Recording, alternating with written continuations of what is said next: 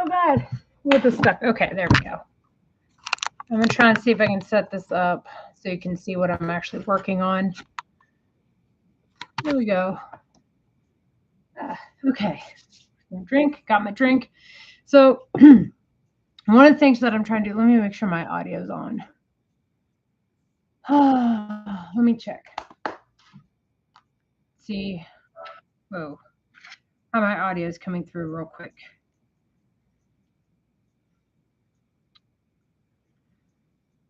Okay, let me see. What did I call this? I can't remember. I'm gonna try live stream. See if I can see myself. Probably not. Go check on a different one.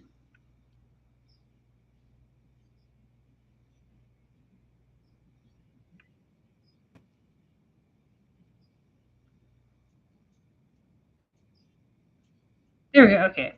Nope, that's not me. Go to my page. Here we go. Okay, let me see if. Here we go. Okay, let me see if.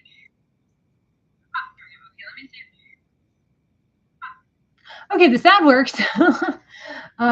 Anyway, I am doing this live stream not because I think anyone is particularly interested in what I'm doing, but it is so that I don't fold like a house of cards and make something with these. Because I was thinking about this really cool like skirt overlay pattern. And I was like, oh, I'd love to do this. And I was like, no, I need to work on this blanket instead. So here we are. The blanket. The colors that shows this is kind of like a blood red. It is not blood red. It has to do with this warm light over here. This is actually a very maroon color. And this, it looks a lot brighter in the video. It's not that bright. It's more of like a paler goldenrod. This is a cream. It's not white. So the colors for this are not true. This is a lot closer to the Texas State University colors. It's just you can't really tell because of the combination of natural light I have coming in, the warm light overhead that I have, and then the fact that, you know, colors on their computer screen are not really true to what you're expecting. But this is, I started this Monday night. I was asked to make it this past Monday. Let me see what day that is. The 18th. So Monday in the afternoon, I was asked if I could make the blanket. I came up with a couple ideas. I got the chevron style blanket approved by the person who will be the recipient. And I chatted with colors, chatted about colors with his mom because they wanted, you know, obviously Texas State themed, which is a maroon and gold. And I'm using the black and the cream to sort of break up some of the colors. But I started this Monday night, May the 18th. It is now Friday the 22nd. And this is how far I've gotten. I know it doesn't seem like a lot, but it's also it's taller than me. I will say that in terms of the width, it's taller than me. I had asked my friend what size she wanted. And then I thought to myself before she responded, a twin blanket, super easy to make. It's going to fit the dorm room mattress, right? But when he moves out of the dorm, obviously in most places, depending on like, if he's going to move to New York, he's probably going to want to keep a twin size bed. But if he goes other places that are not New York and California, he's probably going to upsize to a full or a queen or maybe eventually a king. I didn't plan for this to be king sized, but I did pick a size that would work on a queen bed. So that's what I'm working off of. And what I'd like to do, I timed myself a couple nights ago. It takes me 10.5 minutes to do one iteration, right? And I want to try and get at least 6 rows done. I had originally calculated how long I wanted it to be, which was 84 inches. And Let me pull up my calculator. I wanted it to be 84 inches in length. And so I'd done a couple, so I knew that my gauge was pretty much set. A regular tape measure, because I can never find my fabric tape measure when I want it. And then I just measured how many inches 2 rows were. It's about 1 3/4 inch, almost exactly 1 3/4 inch. So what I then did is I took 84 and I divided it by, sorry, not 84, because 84 by 1.5, yeah. 84 by 1.75 inches would tell me how many sets of 2 rows I needed. Came out to 48. And so then what I did is just multiply that by 2, so 96 rows. So I should need only 96 rows. Each of the big color sections are 6 rows, and each of the small color sections are 2 rows. So I've got 6, 12, let's see, 24. This one's going to make 30. And then I've got 2, 4, 6, 8, 10. So that puts me at, I'm working on my 41st row, which means that I should only need, once this row is completed, I should only need 55 more rows left to go. And like I said earlier, at my fastest speed, it takes me 10.5 minutes to finish 1 row. So at, 55 rows left, that's going to be 550 minutes. His graduation ceremony is this Friday.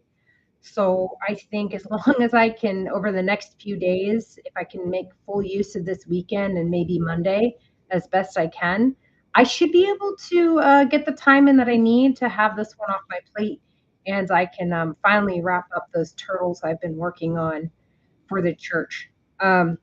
This morning, I actually forced myself to not work on this blanket.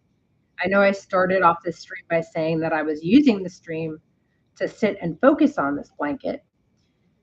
But I'm going, this morning I had made 3 of the turtles that I need still for the church. And let's see, I'll have to go back downstairs and count them again, but I should only need like maybe 10 turtles now at this point before I'm completed. And I'll be dropping those off this Sunday, what I do have finished, so at least they have them and they can pack them, because I don't know exactly when their mission trip is.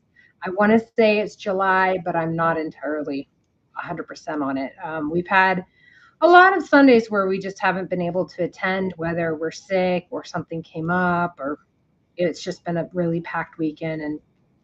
But no, Nate was sick for a weekend, and the kids weren't doing so hot another weekend, so I'm actually going to have to get up in a second. I think the AC isn't running upstairs, and I know the ceiling fan isn't. So I'll probably have to take care of that real quick, especially because this is not light at this point. It is quite big. In fact, I'll turn on the ceiling fan, and then I'll hold this up so you can see how high it is. Let me just, let's see, 1 second. Ceiling fan on. There we go. Trash can out of the way. So all of the pens, all my kids' markers. 1 second. Just move this out of the way. Oh, yay, stitch markers. I've been missing some of my 1,000 stitch markers. All right, so I'll hold up and see how long the blanket is at this point, or the width, I should say. So again, I started this Monday, May 18th at night.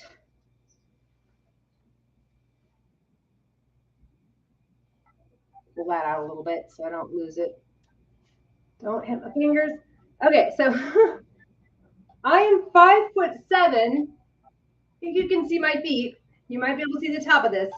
But like my hands, I mean, I'm not tippy toe because I don't want to hit the fan that's right above my hands. But yeah, so it is long, or rather it's wide. And then this is how far lengthwise I got it. And man, I gotta say, I'm loving the way that this is turning out. I really hope she likes it too. It's a little bit different from the mock-up I sent her. Because I will tell you, um, not the biggest fan of AI, that's for sure, when it comes to certain things. But in terms of helping someone visualize what it is that they're asking me and how I'm understanding what it is they want me to make, uh, AI does help with that. Because I'll be like, hey, you want a blanket, okay. You want these colors, okay. Well, I was thinking this type of pattern.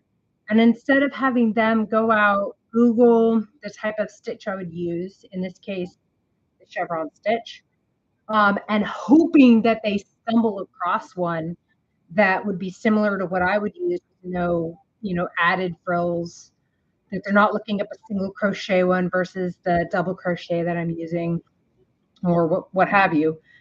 And then them not being able to visualize the colors, I am able to get something that's similar. And I would say, just be aware these colors aren't going to be exact. I'm going to try and match the colors as close as possible to the Texas State University colors, which again, like I said at the beginning, this is actually a maroon. It looks bright red on my monitor to me, or like a really rich blood red. It is not. This is absolutely maroon. I think if I were to turn off that light right there, it would be fine. But anyway, so let's see, I finished. This will be row number 41,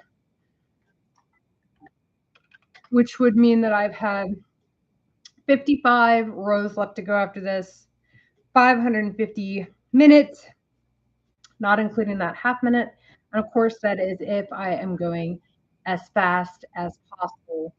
I have found that while I can crochet this particular stitch without looking, it does become a little bit difficult for me, where I might miss my count because I need to be crocheting 6 double crochets from the mountain to the valley, if you will, and then I have to skip the 2 stitches in the valley, work my way back up the mountain with 6 stitches, and then at the top of that mountain, I need to crochet, double crochet, chain 2 double crochet.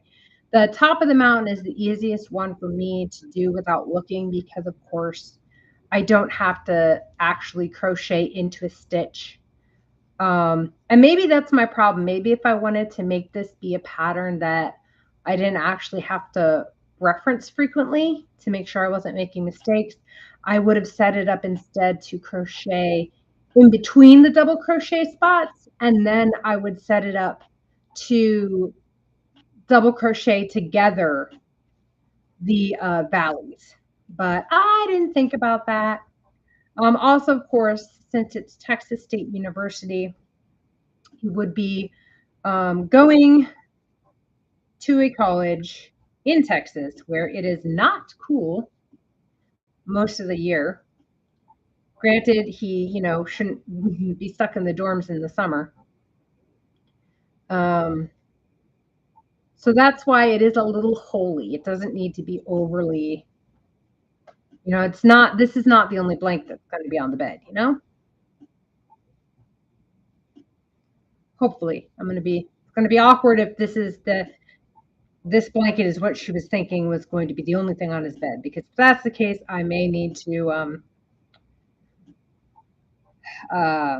sew on some backing or something, and maybe embroider in an emblem. I don't know. You know what? I suppose I could see if anyone's got a really, really big embroidery machine who could embroider the Texas State University logo somewhere on it. I don't know. Probably not. Hopefully this is acceptable, the pattern I went with. Because otherwise, I think if I had used anything smaller, it would have taken much longer to get to this point. And right now, it's exciting and new. I haven't done a chevron blanket in, gosh, darn near a decade, I feel. Maybe a little bit less, right? I think the last time I did a chevron blanket, though, might have been shortly after my son was born, which would make it oh gosh, about 7.5 years since I've done a chevron blanket. So right now it's new because I haven't done one in a while, but it's the same stitch over and over again. Now these are starting to get stuck. Yeah. Center pull my butt.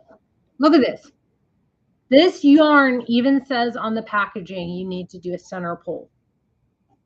I tried caking them earlier in the week. Oh, it made me so mad. It made me so mad. I just knots on knots on knots. And I was like, I'm never caking these again. And once I'm done with this blanket, I'm probably never going to use this yarn again because it absolutely lies about being center pull friendly. Ugh. All right.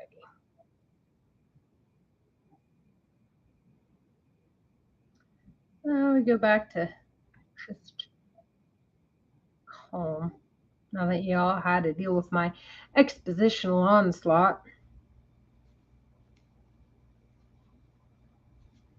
But yeah, I'm going to try and spend maybe an hour, maybe two, maybe get down to where this only has 50 rows left, right? So probably around 60 minutes. Um, and then I'm just going to try really, really hard to get like 10 rows done a day. Obviously, if I get any more done today, that'll be gravy. But I think I'll just be really happy if I can get all of this goldenrod color in today, like the 6 rows in. But yeah, I definitely want it a little bit longer than it is wide, and this is a wide blanket. I wanted to make sure it would be good for queen size. Um, in the event that he switches that, and for a double, what'll be great is, or sorry, for a twin size, he'll be able to fold up the blanket, I think, pretty easily. Let me turn this a little bit. Oh, and of course, in case you are wondering about the shirt, let me see if you can see it all. The horrors are never ending, yet I remain silly. Quite a fun shirt. Now,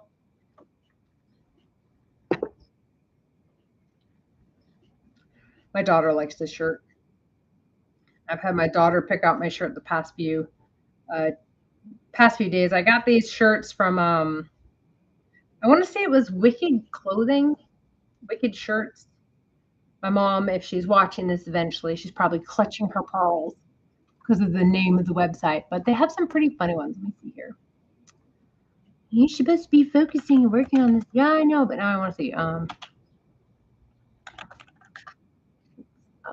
Wicked Clothes. Okay, so yeah, there it's called Wicked Clothes. I went with their 6 shirts, buy more, save more thing. Only theirs was buy 3, get 3 free. Oh, which is basically what they're doing right now. They have, if you order 6 shirts, you'll get 50% off. So it's essentially buy one, get one free. Um, and I don't know, the shirts on this website are like right up my alley in terms of humor. And so I have this one shirt. I've yet to wear it around. I'm gonna have to wear it like tomorrow. But it says, "I got that dog in me," and they have an image. They have an image of a turtle, and I thought that was so. It's just I don't know. It's hilarious to me. I can see. I mean, I just clicked on the landing page, and the second shirt after the, I got this dog in me. Sorry, I got that dog in me with the turtle. They have this one, which is one of their best sellers. So the horrors are never ending, yet I remain silly. Um, One shirt that I found amusing but wasn't my style is one that says, "I love this animal, the carbonara," and it has a capybara on it. And I just know there are people that would see that and then would correct me saying that my shirt is incorrect and that it's actually a capybara. And I would be one of those people correcting them, be like, "Hey, I don't know if you know this, but your shirt has capybara misspelled." And that's okay because I'm probably mispronouncing it. But I don't know. There's a couple other ones they have. There's one with another toad that says I'm built different, and then at the bottom it says incorrectly. I find humor in that one too. You see what other shirts they have here. I was thinking about so my friend, she's lactose intolerant, but she loves cheese. And so there's a shirt that says countless horrors await, but I remain faithful to the cheese. And I think she'd get a real kick out of that. Yeah, there's some very these shirts are just right up my alley in terms of humor. One just has the photo of a pigeon, and at the bottom in big red letters it just says anguish. Like it's just I don't know. It's one of those oddball humory things, I guess. All right. We are now down to 55 more rows. We've completed row number 41. Yay. It's only approximately, let's see, it's what, 10 and a half minutes per row. Um, okay, so 578 minutes as long as I stop talking, which would put me at, around 9.7 hours, basically. So yeah, I got a ways to go on this. But for having started when I did this past Monday, I think it's going quite well. I'd have to measure the width again. I can't remember how wide it is. But like I showed earlier in the stream, if I'm standing flat on my feet with my arms all the way above me, it barely is above the floor. And I'm 5'7". So I'd wager that it's over 6 feet long, 6 feet in width. Go.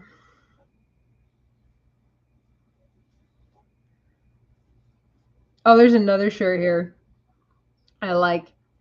And it's another type of bird. It kind of looks like a pigeon, maybe like an old-timey pigeon, if that makes sense. Who knows? Maybe it's a passenger pigeon. But it just says, I may be dumb. That's it. Just, I may be dumb. Aren't we all, though? I was trying to explain to my kids. Um, I think I mention it probably at least once a week to them. They're probably, when they get a little bit older, they're going to be sick of hearing me say it. But I think it's incredibly important to tell kids in general, especially your kids, but like if you're a teacher or whatever, I think it's really important to let kids know when you don't know everything. Because it helps, I feel like it helps them not be so self conscious when they don't know something and then they have to either ask a question to find out what it is, find out the answer to it, right? But yeah, if the kids ask me a question or I'm talking to them about something and they're like, well, why? If I don't know, I'm not going to be like, because I said so or because that's how it is. I'll be like, you know what? I don't know. Let's go look it up. A great example was last night, actually.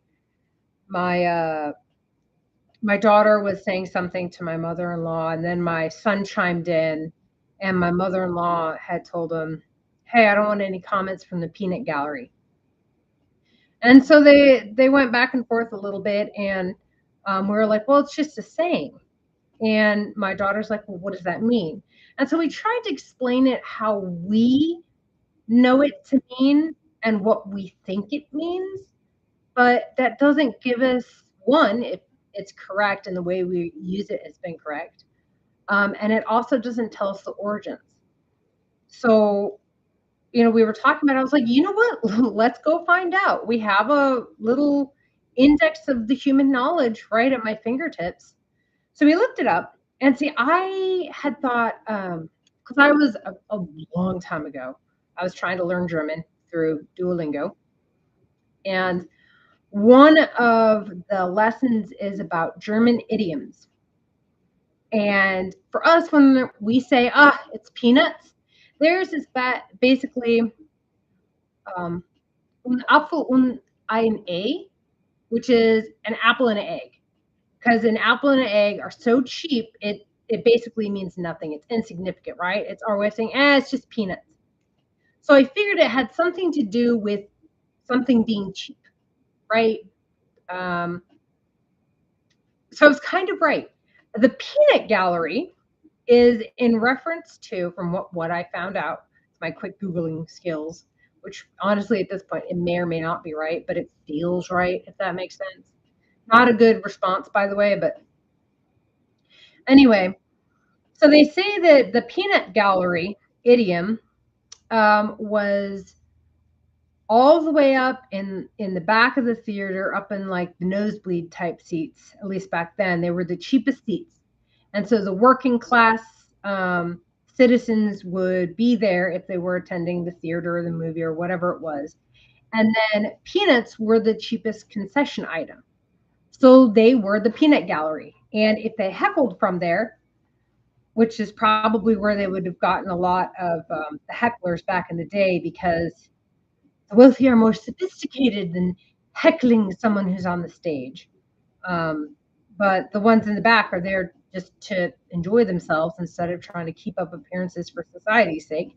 So, of course, they'll poke fun at whatever it is they're watching. But anyway, so those in the back in those cheap seats um, might heckle, and that would be, hey, quiet from the peanut gallery. Quiet from you guys that didn't pay a lot of money. You're snacking on peanuts. So we're just going to refer to you as the peanut gallery. So yeah, long story short, that's one of the things we talked about. And going back to it, I think it is incredibly important that we talk to our kids, or if you interact with children daily, like say at a daycare. Oh, I guess that might be too young. I don't know what age daycares uh, ends at, but anyway, daycare, preschool, kindergarten. Honestly, any time when a kid asks you, like, why is the sky blue? Well, if you don't know why the sky's blue, you tell them you don't know. And then you can either change the subject if you really don't feel like looking it up, or you could be like, you know what, let's find out together.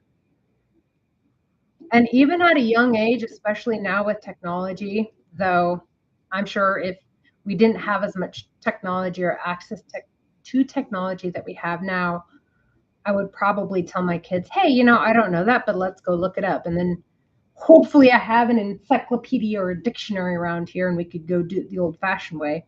But with technology, I can at least show them how to look it up online and how to try and find trusted sources. Uh, but yeah, it's incredibly important, in my opinion, to let kids know that you don't know everything, and then to try and help them either logic it out on their own, or show them how they can find out the answer to that.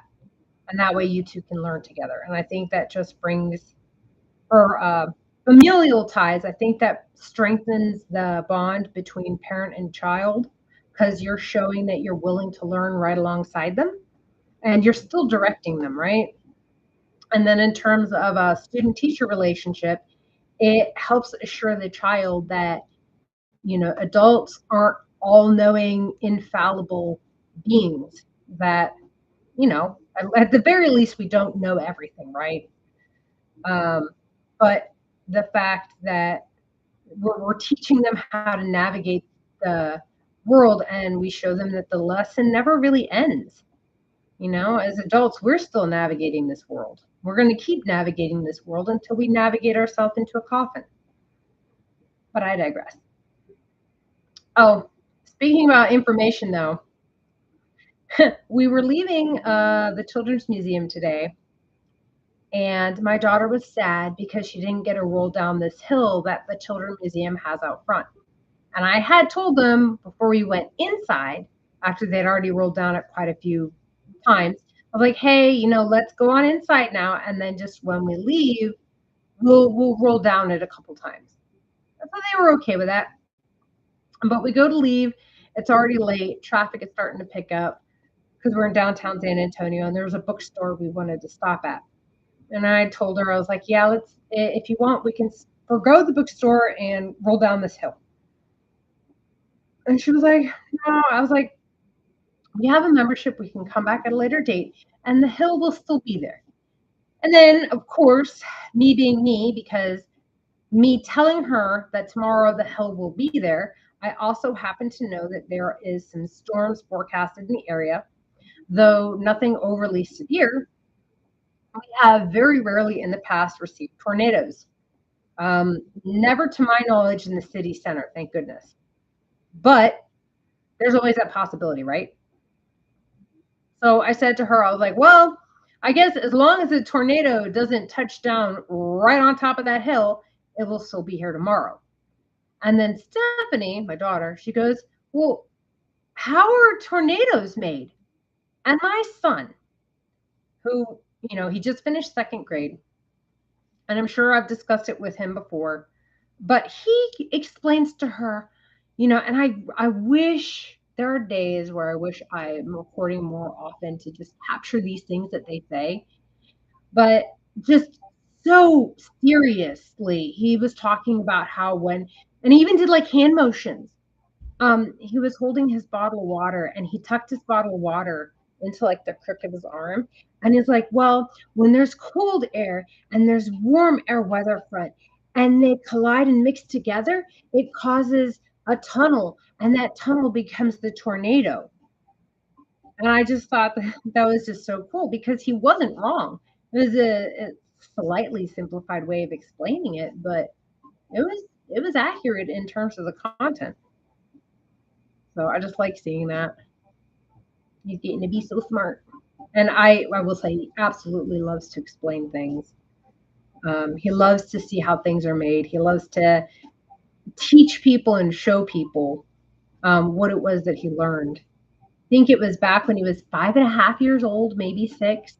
My husband had taken him to a little coffee store, and what's the word? They roast their own beans. And so they have their bean roaster out in the main area when they're not roasting the beans. Or rather, I guess they roast the beans in the morning. I don't know when they roast it, but it's an active roaster. And he had been explained to it, like they had explained its process to him. And at either 5.5 or 6 years old, when I went to visit them at the coffee shop, he was so happy to explain to me how this bean roaster worked. And it was just so cute, him explaining it to me with the little words that he had mastery over. But yeah, I can see he really likes that, which is why it's such a bummer. There's a the How It's Made show. Hey, babe, what's up? I have it pointed at my work.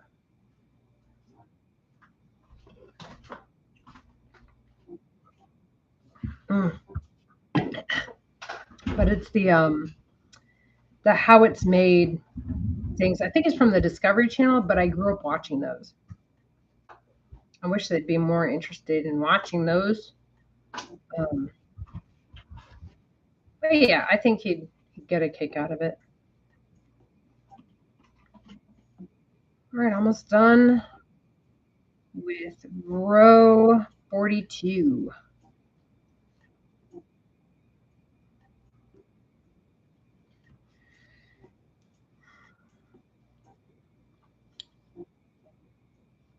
Whoops.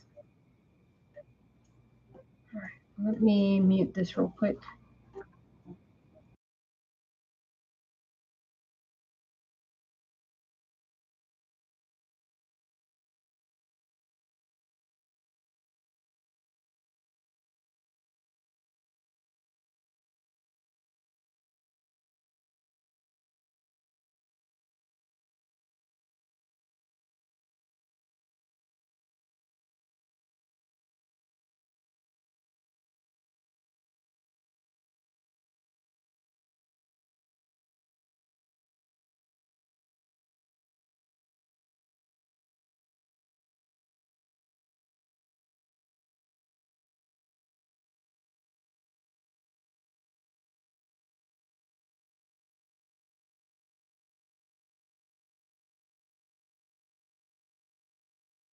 Here we go.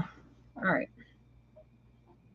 So completing row 42, which just check the length on that. So 42 rows comes out to 36.75 inches. Nice. These are the ones I started today, last night. But on to row 3 of 6. for the golden color. Oh, this thing is starting to get difficult to move around. It's not even halfway completed yet. Set this up. I should probably move that a little bit closer to the hands. Let me see here. So you can see what it is I'm doing, only you can't see what I'm doing because I'm facing the wrong direction. So I guess unless you know how to crochet, this is just going to look like magic.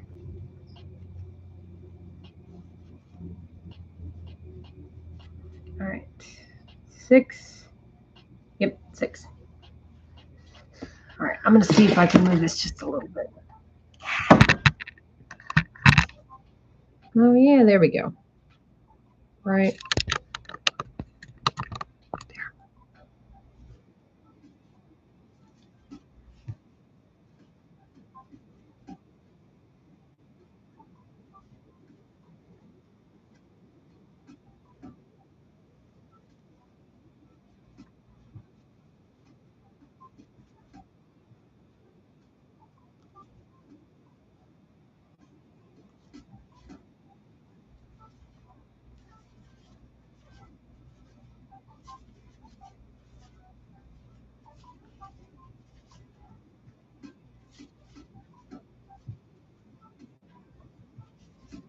Be happy if I can get all these gold ones done today.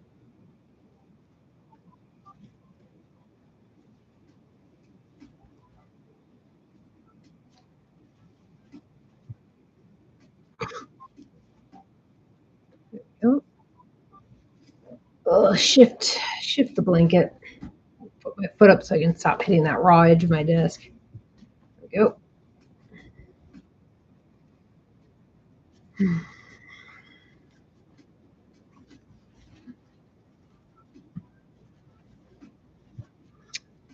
See, one cool use for AI maybe would be if, I guess I wouldn't need AI for it, but basically to design a script that would notice when I complete a stitch, and that way I could record a quite proper stitch count per minute and also keep track of exactly how many stitches that I'm doing during any video or like, well, I guess a live stream is a video.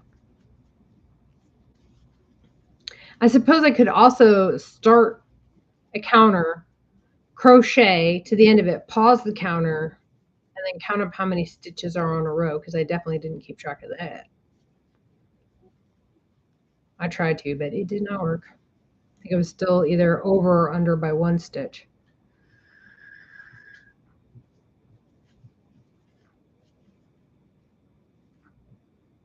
Because that must be the fine music. I gotta go check the weather. I'll do that after this row. That'll be my reward. I get to check the weather after I get the end of this row.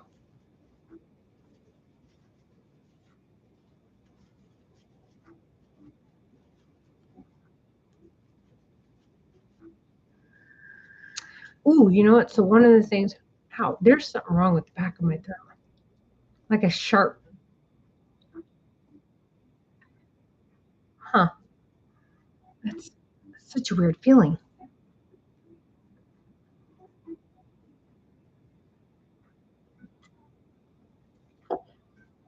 Let's see. I've got a book over here. Let's see if we can find it. But it was a book about. Oh, maybe here it is. A handwritten legacy mom story, a memory and keepsake journal for my family. Yeah, I probably can't keep up with this. I did fill out a lot of it, but I've been feeling more and more like these videos should YouTube or these videos stick around in the decades in the future. It's a bit like a video mom story. So I figure I can at least look at the questions and then I can either answer them and they be on the video, or I answer them and then I can write them in the book. So that way we'll at least have either video or written form. So I'll open the book in a second, read the question, and then think about it. And chances are for me, I probably won't be able to answer right away anyway, because it can sometimes take a while to think through my response. So, my kids, if you hear the question, there's a chance that I answered it in the book and not in the video. Let's see. Oh my gosh, I tried starting this in 2023 in February, so it's been 3 years. I answered these. Answered these. Add a photo.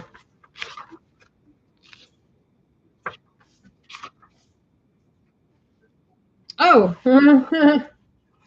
oh, these are interesting questions. Okay.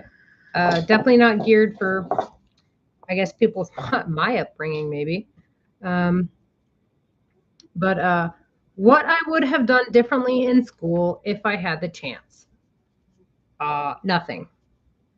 Especially the more that I'm learning about um, just school in general. I think I'm quite happy at this point to have had been homeschooled. Not that I was ever unhappy. In fact, I always kind of preferred it. I hated going to these. It was a CHIA, the Christian Homeschool Education Association or something like that, and they offered legal services. Like you became a member and you got legal services in case you ever had trouble with truancy laws or whatever that's up in Illinois. But anyway, they would do these once a month type potluck things so that the other homeschool kids could get together and socialize. I hated them. My parents always dragged me to them, and I would take a book and I would just find the quietest place I could and just read. Occasionally, I would get involved whenever they do hide and seek, which worked out even better because then my mom would stop complaining that I wasn't, interacting with the other kids. And if I found a really good hiding spot, I could keep reading my book. But yeah. So I don't think it really would have changed that because I know how much my siblings liked going, and I know my mom wouldn't have gone if my dad wouldn't have gone. And obviously, there would have had to be a parent at the house if I stayed home. So, my siblings had fun, especially my sister. There was a Stephanie there who was born prematurely, and she had a couple health issues, but that was it. She didn't have some of the other issues that my sister had, but I don't think she was born as prematurely. But yeah, her name is Stephanie. Anyway, yeah, so that's the answer to that question. What I did after high school? Well, I worked. Um, Graduated high school at 15. I got a few months later, I turned 16, so I got a part time job working at Goodwill. And then I got a part time job working at the Osco side of Jewel Osco, which is the northern Midwest name for, I think it's Safeway. Um, but I used to do developing photos in the photo counter. I was the only one that liked doing it. It was so fun. Did a pretty good job. It was the whole like you had to change out the chemicals in this one machine, and when you changed out the film, it had to be in like a special way, kind of like pitch black, like a dark room, but you didn't actually take it to a dark room. And then of course I did stocking stuff like facing, putting up the cans of baby formula and getting it all lined up, which I had a lot of fun with. Um, that's what I did right after high school. And then at 18, I started working at UPS as one of those big 18 wheel package trailer loaders. So like I actually loaded those big 18 wheelers, and I'd have a whole 18 wheel trailer to myself for 4 hours, checking the barcodes and all that. But they found I was so good at memorizing barcodes that they had me take the sorter test. And not only did I pass the sorter test on our wing of the UPS hub, but I went on to take the other sorter tests. And so during peak season, the first winter peak season that I worked there, I was 18 at the time, and they were paying for my community college, but they had me as a, package sorter floater and also a package loader floater. So I could go to basically any of the trailers that they needed help with because they got backed up. And I would spend like a minute or two looking at what zip code goes into that trailer. And then I would just help them reduce their backlog. Super fun because you had not only like this uh, numbers matching thing going on, but you had to load it basically like Tetris. As you're scanning these packages in, you have to assess the size and shape of that package, the ones ahead of it, the ones you've already placed into the wall, the weight of the packages. So you've got to look at all of this information and assess what you're going to do with the box that you just took off of the rollers and where you're going to put it. Um, but then a little bit after that, back when it went to slow season, I ended up having surgery and I had to get moved to the small sort, which again, same thing happened. I got really, really good with the numbers up there that they, during the busy season, I'd work extra shifts and I would just help them whenever they got backed up or whenever a sorter called out sick. But, and then after that, I mean, my so the question, going back to the question in this book was what I did after high school. So I was headed to UPS shift one day and my mom called me to tell me that my youngest brother was going to be signing up to join the Air Force that night. It was his 17th birthday. He couldn't wait to get out of the house. So I was like, yeah, let me call my boss. I've never called in sick. I've never been late, so they should be fine with this. I'm like, hey, my brother's signing up to join the military. My mom wants me to be there. They're like, yeah, sure, no problem. I'd also gotten my second youngest brother, Sam, a job at UPS as well, and he worked in the small sort with me. And he also, like, normally we carpool to work. So we went over to the recruiter place. We're sitting there waiting while he's taking the mock ASVAB. And oh, shoot, I had people chatting. I'm so sorry. Paige, hi.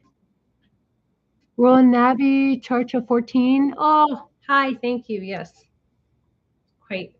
It's I held it up earlier and I mean I'm kind of jealous of it, to be honest. What was I saying? Sam, yeah. So my brother and I, we normally carpool to our job at UPS because we had the same shift. We worked at the same spot. So we went over to the recruiters, and my youngest brother was already sitting in the back taking the mock ASVAB. And the recruiter's like, so what do you guys have your plans in your life? What do you want to do? Blah, blah, blah. And me, I was already getting my community college degree kind of paid for, my associates, getting paid for by UPS. So I already kind of had a financial plan. But my youngest brother was also, or my second youngest brother, sorry, Sam, who was with me talking to the recruiter at this time. He didn't really have a direction at the time. He was getting his general educations knocked out at the community college I was going to, and having UPS pay for it. But he didn't really quite know what he wanted to be yet. And I had already known since I was 13 that I wanted to be an accountant. So, whoops. So I kind of had a plan. That's what I was working on at community college and having UPS pay for was my accounting college classes. But, and here's the funny part, I was actually working on a dual major. So I was working on two associates at the same time. I was working on my accounting degree and then my graphic design degree. I was having loads of fun with both classes, and not to segue too far away from this question in this book, but it was actually one of the graphics design teachers, the one who does, like, it was fundamental art or something like that, and we were working on composition. But midway through the semester for his classes, he sets up 15 minutes of time with everyone in the course to, like, discuss with them, hey, what are your plans? Are you going to be pursuing art? What's your degree path? And if you've got potential, I felt like he was trying to make sure that you were making use of that potential. So I had my meeting with him and he asked me what degree are you pursuing? And I told him, well, my main goal is accounting. And he looked at me like I was insane. Um, I had designed a board game that was a playable board game in the class. I had a really interesting visual composition take on, oh gosh, what was it called? The inspiration was something about evolution versus creationism or something like that. But anyway, he was quite shocked that I was going for a degree in accounting, and he felt that I should drop those and switch over full time to graphic design. But I just wanted to be an accountant since I was 13, and I had only recently had some interest in graphic design. Um, but anyway, off with that segue. We're talking to the recruiter, and he's like, "Well, it'll still be a little while for your brother to finish up the mock ASVAB. So, do you want to try it out?" I'm like, "Sure. When he's done, then we can be done." But we ended up finishing myself, my youngest brother, and then my second youngest brother. Which for the purposes of any future reference, my youngest brother is Josh, my second youngest brother is Sam, and then my oldest brother is John. But we all finished and we all got really good scores. And it was still early enough in the evening that MEPS was still open. And so the recruiter was like, "Hey, why don't you guys, I take you guys over to MEPS, all three of you, and you can sit and take the proper ASVAB, just to see what job opportunities might be there for you in the Army." Now, keep in mind, my youngest brother, Josh, he had been wanting to sign up with the Air Force recruiter because my oldest brother was in the Air Force at that time. Well, the Air Force recruiter was closed. They had a sign saying something like "Be back soon," and they weren't. And the Army guy was walking by while my mom and my youngest brother were waiting outside the Air Force recruiter. And he was like, "Oh, hey, you can wait in here. And while you're in here, you can take the mock ASVAB because it's the same one that the Air Force takes. So at least then you'll have that knocked out." So, boy, I don't know if that was like the Air Force ploy to not do any work or whatever, but it certainly paid off in the Army guy's favor. Um, Anyway, so he took us to MEPS. We sit down, we take the proper ASVAB, and we do really, really good. All of us had improved scores versus the mock ASVAB.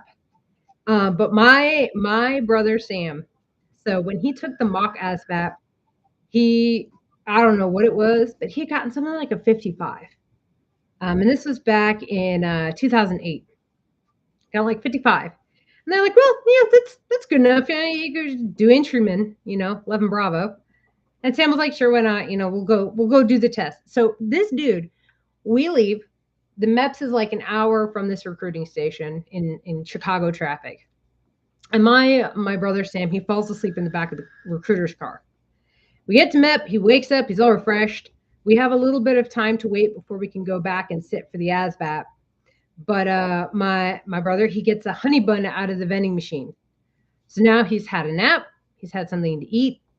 He sits down, takes the test. He goes from a 55 to, I believe it was a 96. He just absolutely smashed it.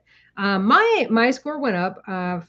It's funny. I can hardly remember. I think my first score was 83, but just the fact that my brother had gone up from 55 to 96 just because of a nap and a honey bun was one of those things that like the numbers are stuck in my head. But yeah, so we kind of had both my brothers. They had some options. My brother Sam, the one who scored the over 90 on the ASVAB, he went with 88 Mike, which is truck driver, because he felt, hey, that's one thing I can't screw up. Self-confidence, and that's good. But he's like, hey, I know if I take this job, I won't F anything up. My youngest brother, Josh, He's like, you know what? I'll take 88 Mike as well because I'm sure I won't have to work hard. And then me, because of the scores I had, I think it was in the mechanical section or the electrical. It was one of the sections that it was high enough that they were like, well, you can do 25 Papa, 25 Sierra, or I think it was like 25 Lima, 25 Quebec, all these 25 series. And in the Army for the military operational specialty or MOS, that's like all signal corps stuff. So I was like, oh, 25 Papa, that looks pretty cool. And that is the microwave radar operations systems maintainer. Oh yeah, that's cool. I'd be able to work on some microwave radar systems. So I picked that one, got a pretty nice sign-on bonus. And of course, I'm still this question here. I think it's going to take me a lot to write down, right? But it's what I did after high school. I'll probably stop once I actually get to this part here, which is, and then I went to basic training. And then it was a different type of school. So let's see, what's the next question here? Oh, what I miss most about school? I think all the free time. Since, like I said before, I was homeschooled. When I finished my schoolwork for the day, I was done, which means that I could start at the beginning of the week and power through all of my stuff for the week. My last school year, I actually finished all of my 12th grade schoolwork almost 2 months early. I blame that on my mom, though. When we were younger, she had set it up that whoever finished their schoolwork first in the year, completely done, would get treated to an ice cream sundae. And then as we got older, when that really didn't hold its sway, she was like, hey, whoever finishes first gets $10. And by golly, I was going to get that $10.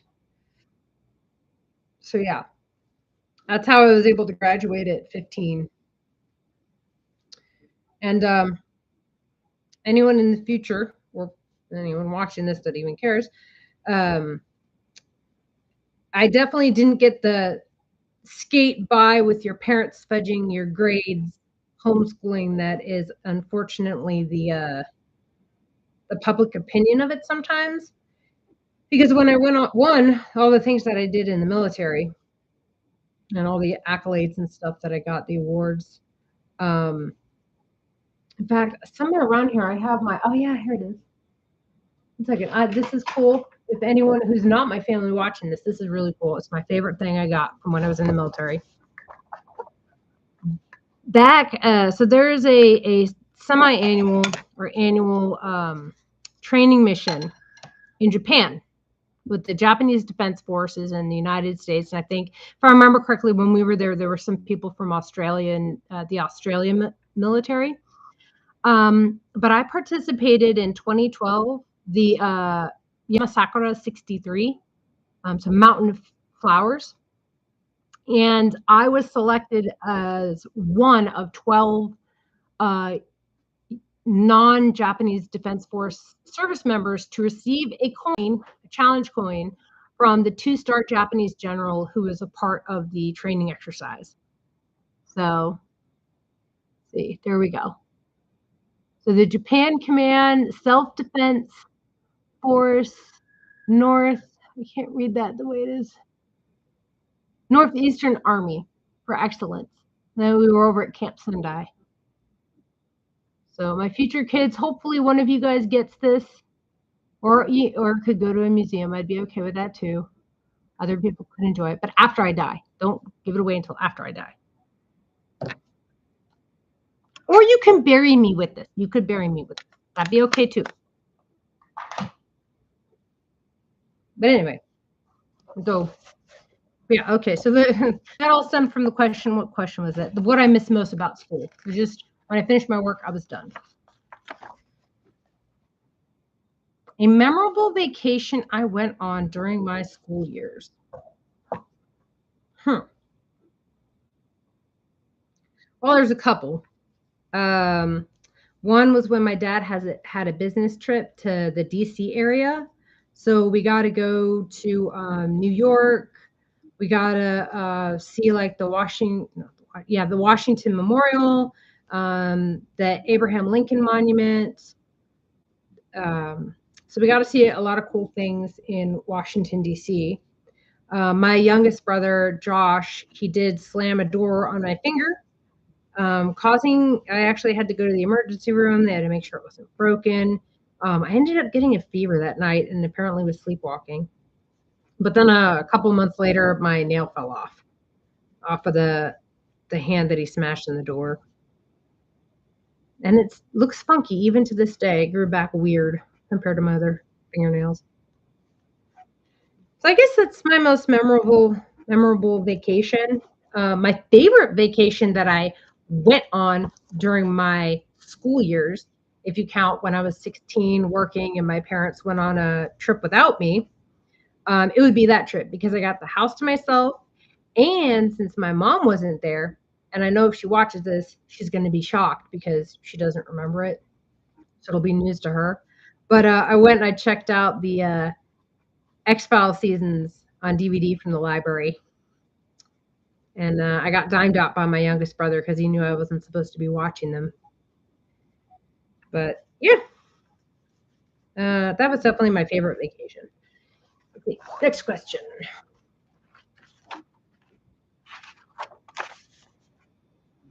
Additional thoughts or stories about my time in school.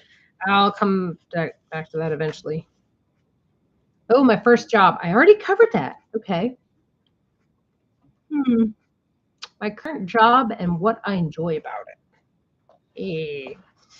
Be a little bit careful with this one. Well, my current job is I'm an accountant. I am a corporate consolidating accountant.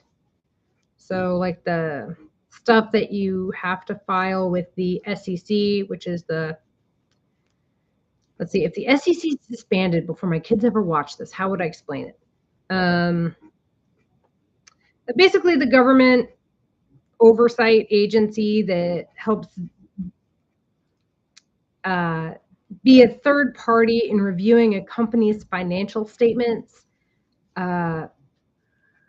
If they are public, if the shares of their company are publicly traded on an exchange of some form. There we go. Who knows? Maybe I'm overthinking it, and the SEC will still be around. But anyway, so yeah, I do that. I am not to toot my own horn, but I'm a bit of an expert when it comes to their financial software system. So that's what I'm still doing right now. We've got some complex accounting that's coming up, and they're not really sure how they're going to handle it in the financial system if I'm not there. So that's what I'm doing. Let's see. Next question. My longest held job was, well, motherhood. I think that's a respectable job. It's worth a lot of money.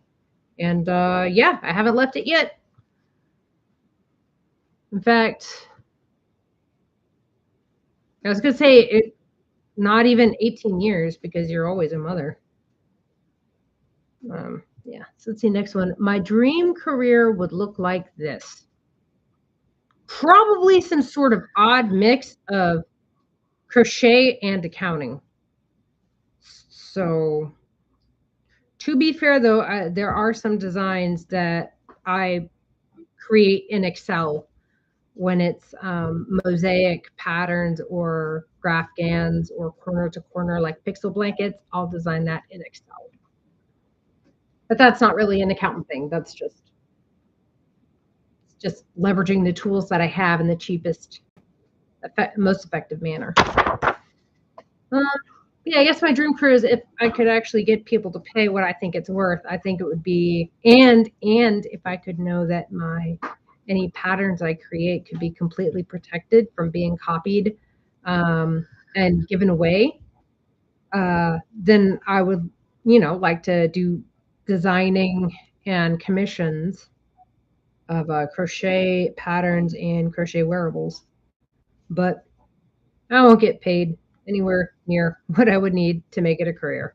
Unless my name is Helen Shrimpton and I owned the website Crystals and Crochet, which anyone watching this now or in the future crochets and has not heard of her, she does some fantastic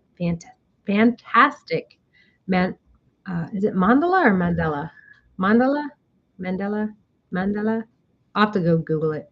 But basically, uh, not a fractal pattern, but where you have a sliver, like imagine a slice of pie basically, and it's one particular pattern, and then the pattern is repeated however many slices you have to make a circle or a square or whatever. She makes those in crochet blanket form. And she also has some of these patterns for free. And she does a fantastic pattern. I struggle with reading patterns.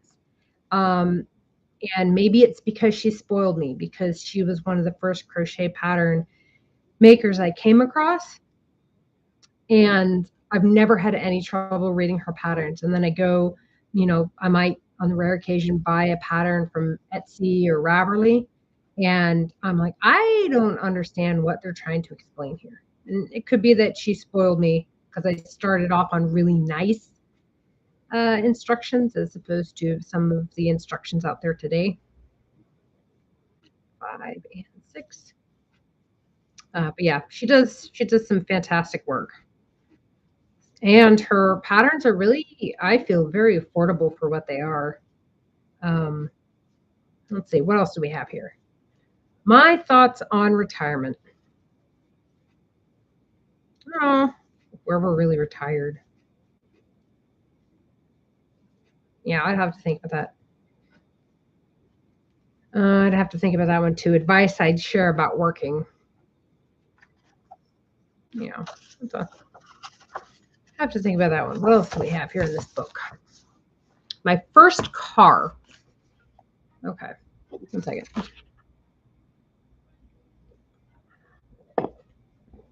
Okay, I'm gonna put a little, because this thing keeps closing. Right, my first car was actually, this is an easy question, so I don't even need to shut the book. Let me move my mouse. My first car was a Nissan Versa. Yep.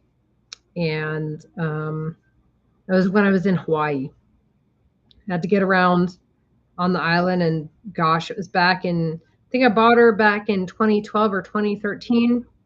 And her monthly payments, I thought, were super cheap. They were $253.13. But I'm sure I had some stupidly high interest rate. But at least it wasn't a Dodge Charger. I went into Wahua to buy my car. I didn't go just right outside the post to one of the bajillion car salesman places that are posted up with like 60% APR on a 5-year-old Dodge Charger, or what is it, Ford Mustang, Ford Bronco? I don't know. I don't know those cars well enough. But yeah, that was my first car. What we got here?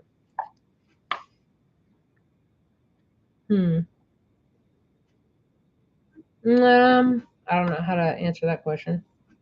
I already know that one. No. Let's see. Yeah, okay. Well, this one, I've kind of already answered this one. This one is the furthest place I've traveled up until now. I would have to look on a map to see if Tokyo is further away from where I am right now, or where I have been, I guess, compared to, I guess, from where I was born. If I use that, then yeah, it would be a toss up between like Tokyo, Sendai, and the way that you have to go in between those two. But in general, Japan is furthest place I've traveled up to. My favorite place to travel is going to get a laugh from somebody, or at least a sensible chuckle. My favorite place to travel is the Union, Illinois Train Museum. I love that place. My mom took me there all the time as a kid, and last summer I took my kids there. In fact, my kids, so we live in Texas since my kids have been born, they've been there at least 3 times. And they are, when we went there last, they were 6 and 7. Now they're 7 and 8. Yeah. Where I hope to travel one day. Probably back to Japan.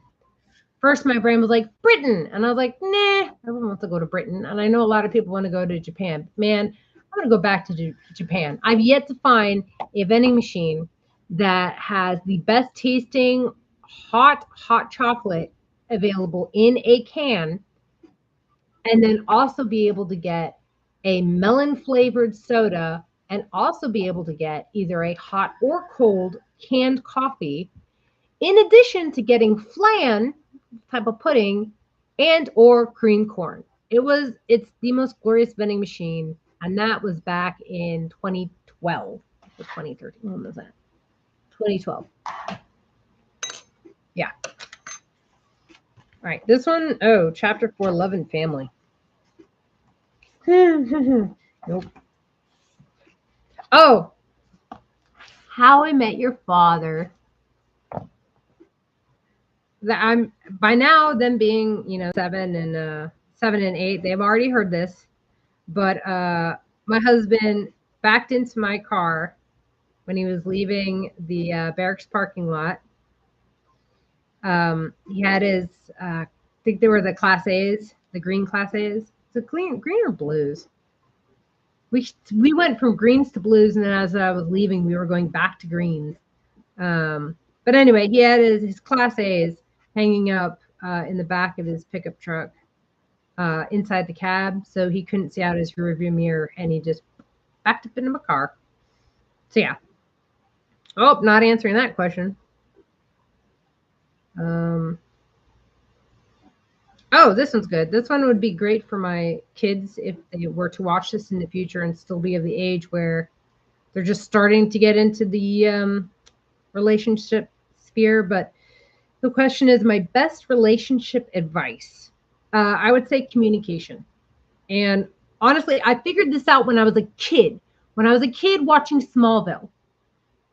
If Clark Kent had just freaking told Lex the truth about the bridge incident, maybe mid-season 2, season 3, when he got to know Lex a little bit more and realized that, hey, Lex isn't just like his dad. All of that drama, there would be no evil villain. I mean, literally, it's not that we were watching Smallville to follow along Clark Kent's progression to become a superhero. No, Smallville was really us watching a villain be formed because no one would tell him the truth, and he knew people were lying to him. But anyway, yeah, communication. Communication, I feel, is the best relationship advice. And then one that is part of that, but infinitely more difficult to do and to stick with it and to consistently follow it, is to not get personally offended when communicating or being communicated with. That one is obviously a struggle for everybody depending on what it is that's being communicated. But yeah, that would be my best relationship advice. Let's see what's next here. How my children's names were chosen. Ooh, I think I'll leave. I'll do Nathan. Stephanie's will have to be for another day. But for Nathan, Nathan being our first, my husband told me that I could name our first child whatever I wanted within reason, right? Because obviously he probably wouldn't want me to name the child Lord Vader of Isengard or something like that. So obviously veto powers, right? But he's like, anything else, whatever you want to name him. So I was like, well, if it's a boy, it'll be your name. And if it's a girl, it'll be my name. And then either way, it's a junior. And then we'll sort out the middle names when we get closer to finding out. And so, of course, we found out that Nathan was going to be a boy, which I was super happy for because I really, really, really wanted to have a boy as my first child. So it worked out great for me. But yeah, so that's how we got his name, Nathan. And then his middle name is my dad's name.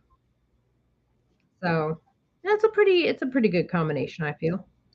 But yeah, Stephanie, that'll be for another day. Yeah.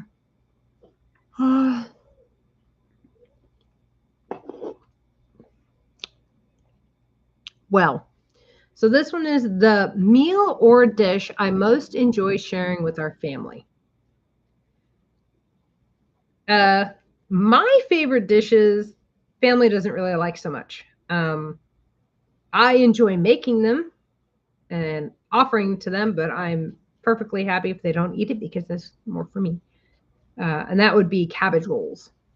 I love cabbage rolls. My kids, not so much. But it's basically just steamed cabbage wrapped around a little meatloaf, turd looking thing. I don't know, with some onions. I put some rice in there. Sometimes I'll even put in very finely minced carrots. But yeah, I don't know. In terms of the dish that I make that is most enjoyed by my kids, I would have to say my daughter likes rice. So she likes it when I make white rice. And then my son, he likes it when I make my pot roast. So, all right, next question on here. All right, skipping those ones. Oh, that's a bat. Ooh. Yep, nope, skipping that one. I'm okay, so let's see. I don't even know if they had numbered these pages, my kids who are watching this in the future. There's gonna be a page right before the section about chapter 5 characters of value. It's gonna be blank. Yeah, I ain't answering that one. Not answering those ones. All right. Okay. This chapter is character and values. Hmm.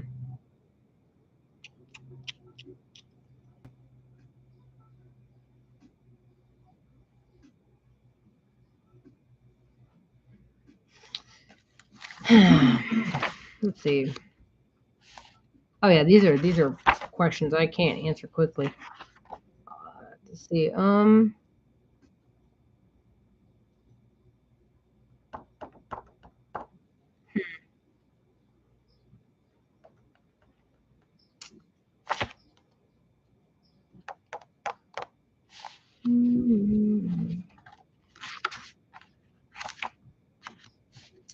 right. Well, that was a great chapter. Chapter 6: hypotheticals and curiosities. Ooh, I think I like this one. Oh, I wouldn't be able to choose that one. Okay. So this question is one thing I want to try or experience. Um, I'll have to think about that one, but maybe I'll circle back to it.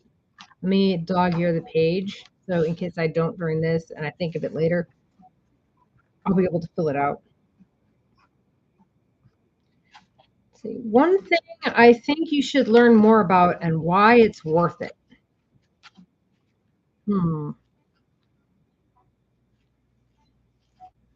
Yeah, that's another one I think I'll have to think about. You should learn more and why it's worth it. Okay. Check this question. My gifts and talents and how I use them in life. Well, depends on how you define those two words. So I'll think about that. Best purchase I've ever made and what made it so memorable. Think about this, see if I can. Oh, I actually know this one. My wedding dress. Not to sound shallow, but one, I got married in it, right? But two, I'd gone to Target with my mom to pick up some black tights so I could wear it to my grandfather's funeral that I was attending the next day. And up until this point, I had been trying on wedding dresses because the next month I was going to be getting married. And we had gone into the Target. We're walking through the sections. I got to actual like dress stores. Could not find the dress that I had in my head. Right. I walked past the clearance rack, and it's this like summery cream off-white dress that's on their clearance rack for $10. And I was like, oh, this is it. So I was like, Mom, I think this is my wedding dress. And so I went and I tried it on. and it was perfect, exactly what I wanted. It was kind of like it was asymmetrical. It had a really lacy feel to it. It was very beachy summer vibes, not like beachy, but beachy. And since we got our wedding ceremony was held on the beach, or was going to be held on the beach, it was perfect, right? But yeah, $10. I got it the day I was buying tights for my grandfather's funeral, the day before I attended his funeral. Um, and it was like I was getting married where I was stationed, which was in Hawaii, and I had been looking for dresses, like proper actual dresses, at the different dress stores, and been looking in Hawaii too. And it wasn't until I flew back home for the funeral, then a random Target, which we didn't even shop at Target because Target was the expensive store. But random Target, and I think it was Bolingbrook, Illinois, had a clearance $10 dress that was perfect, and I still have it. I wanted to get rid of it because I was like, well, I'm never going to fit that again, and it's not like I'm getting married again, so I don't need it. It's $10. And it had all these like tangles at the bottom of it. And my husband actually took out all the tangles and kept the dress. So I still have it. It's in my closet right now, and I still fit it. Well, I fit it now. So yeah, I'd say that's the best purchase I ever made. It was memorable for many reasons, right? Next question. I don't think I can answer that one without giving it a lot of thought, so I'll skip.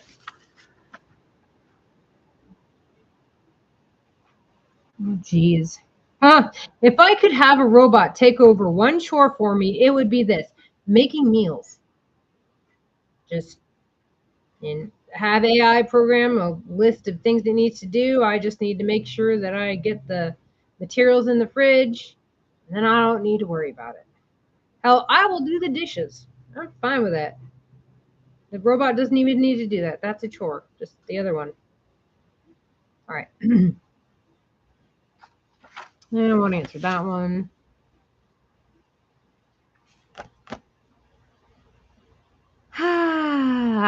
Simple things in life that bring me great joy. Crocheting is definitely one of them. It says things is in plural, so it'll probably take me a while to figure out more on that list, especially because I'm actively crocheting right now. And that's definitely bringing me great joy. Let's see. Oh, I did get to this part when I filled this out back in 2013. My favorite games to play: RuneScape and Minecraft. Well, I'm going to get sappy if I answer these two questions. Skip that one. The national or world events that I remember most from my lifetime, I did write this one. I answered this one. 9/11, 2001. And then I also wrote down that the Queen of England died. And then the Uvalde school shooting that happened. I was actually in town when SAPD SWAT vans and the riot bus blew through onto Uvalde as part of the emergency response. I just finished up at Walmart getting an oil change for an upcoming trip I was going to be making to Florida, of all things. All right.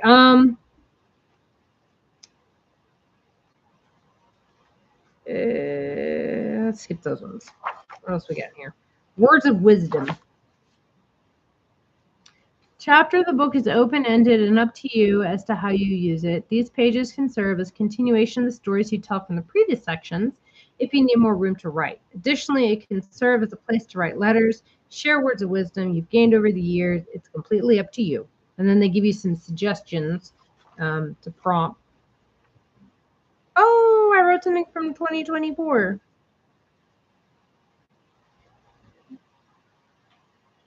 I'm glad I wrote this down. Okay, so I said here, last night you both slept downstairs. Steffi wanted the heating blanket, and I piled 3 blankets on because at the time I couldn't find the heating blanket. And she said, "Is this what you did to stay warm in the olden days?" I believe she was 4 going on 5 at the time. Or no, 5 going on 6. There we go. She was 5 going on 6. And yeah.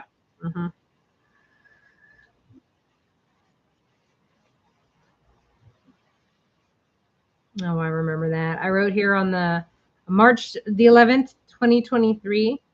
I said I wanted to write this before I forgot. Nathan, so my son, last night you sat next to me and told me your troubles from school that day. I said it was really sweet. I think he was having issues with one of the kids who ended up being his friend. But yeah, he was telling me about that. Um, yes, there's a little. I think that's it for that. Yeah. But I filled out the early childhood. I kind of slowed down around the school year part of this book. Maybe one day I'll finish it, but at least you've got this hour and 25 minutes so far video you can always parse through. Or you could just, maybe in the future, you can just get an AI summarization of this video.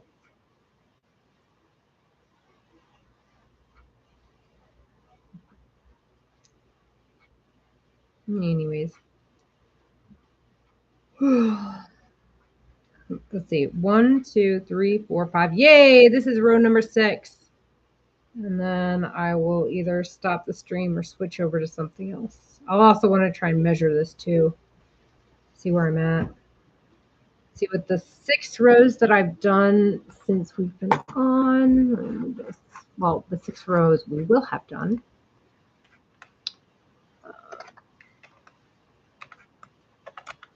That will have added 5¼ inches to the blanket. So not too bad. Not too bad at all. And then I think this would put me at 36 rows. No, sorry, 46 rows. Put me at 46 rows. 46 rows, that's 23 sets of 2 at 1.75. So that would put me at around 40 inches of length out of the 84 that I need. So I would almost be at the halfway point. If I powered through and did another hour's worth of work on the blanket, then maybe I would get to the over halfway point. Maybe not even that, because the halfway point would be the 44 or the 42 inches. I'm already at 40.25, and I know that every 2 rows I do gets me 1.75, so that would put it at 42 if I do 2 more rows after. So yeah, I could do 2 more rows. It's a cream color. I think the cream color is upstairs. And if it's not, I can just run downstairs and get it.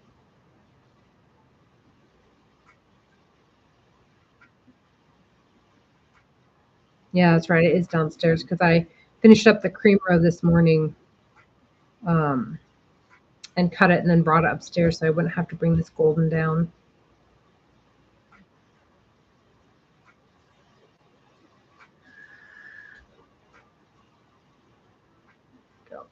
Mostly because the golden yarn here is in a very not so easy to move around state.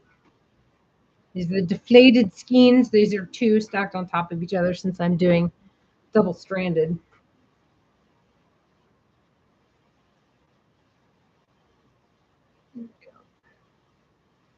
Oh, completely random, not related to basically anything. It's actually Pokemon Go related. Fridays, Pokemon Go has this Friends Fridays. I don't know if it's just for the summer, but you have 2 special trades in the day instead of just one, and you've got a 10% discount off of the Stardust used for trades, and you've got a increased odds for lucky Pokemon when traded.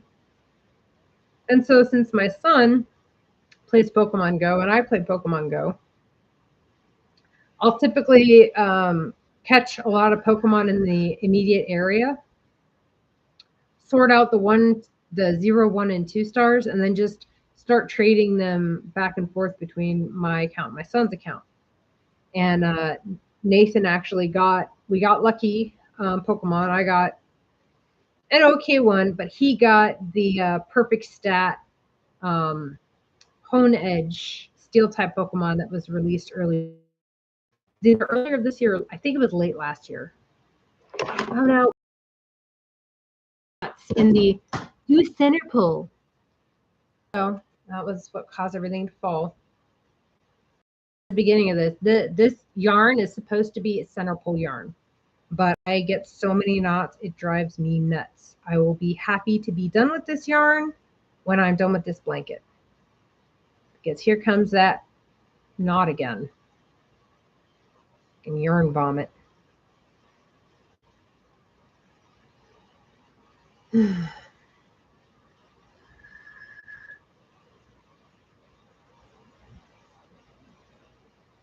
There we go.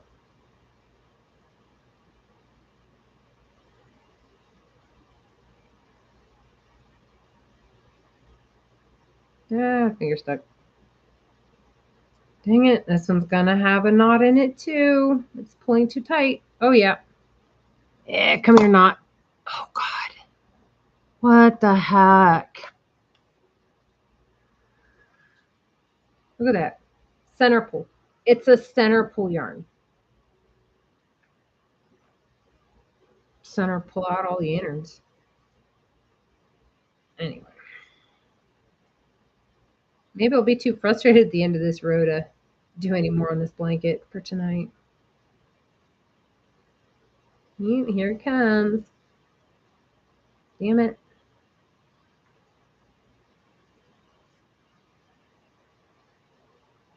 Ugh, so frustrating.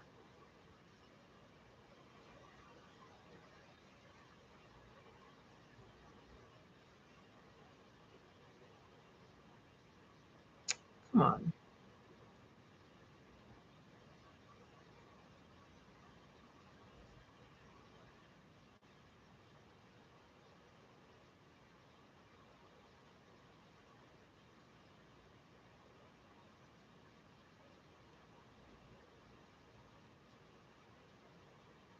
Also been trying to keep count of these stitches as I go. But so far it's working okay. 4, 5, 6. That's too bad that there's a lot of content that I couldn't like listen to or watch while crocheting, because then I could do something like maybe not a screen share, but at least have the audio going. And it's so exciting if you're hearing comments on something you can't even see. But maybe like documentary, have some David Attenborough narration going on while I crochet.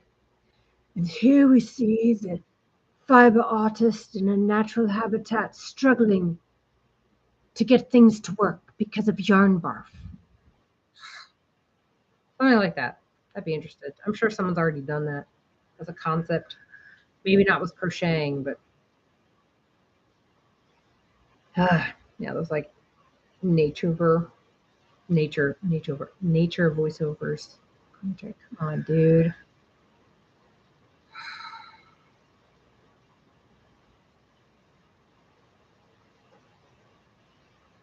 I'm almost to the end of this row. I'm just gonna keep telling myself that.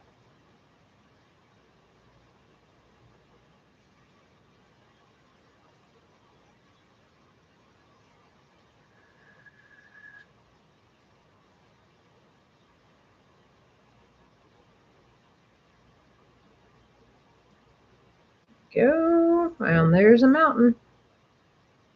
I don't even know how many of these points I have on this blanket. I just kept going on the chain until it was long enough.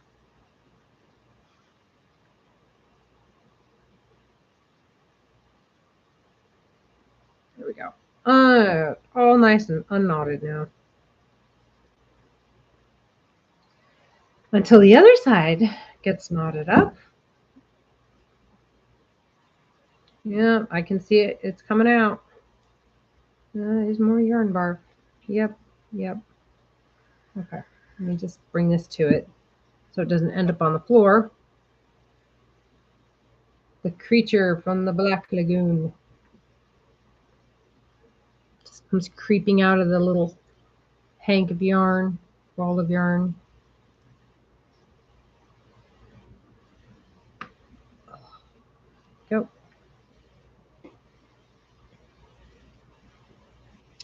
have to go head downstairs to get my scissors anyway. I don't think I put them in my pocket. I have something that would work, I guess, but I still need to get the cream color. So I'd probably just have to step away for a sec. Let me do something real quick.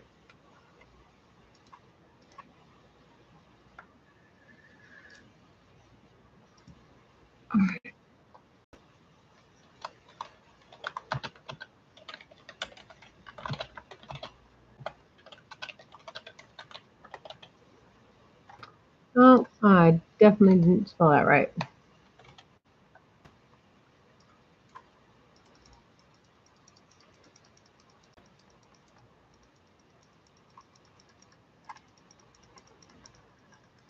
Almost got it. I guess that's as big as it goes. That works. Where's my center? Nice.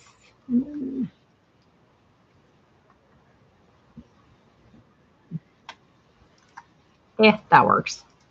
Okay, back to this. But I think I'm only going to have enough yarn to do 2, maybe 3 more iterations of this block of 6 if I'm lucky. But I'm hoping that'll be enough, because if it's 2 blocks of 6 plus the 4 blocks of those 2.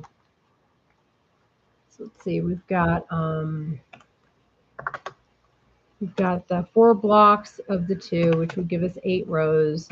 Plus we'd have the 2 blocks of the 6, which would give us 24 rows in total, times the 1.75, which would give us, actually divide by, that's 12 sets of 2, 1.7, should give us 21 inches. And then with the maroon, we would get another 21 inches. And then I could do a border around it, and that should put me at the 84 inches that I would need to get this thing to be the length that I want it to be.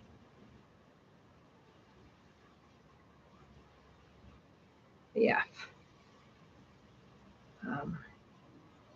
Then once I do cut this yarn, I'm going to see. There went that weird thing with my throat again. I think there's a piece of sharp metal or something right in the back. It's such a weird feeling.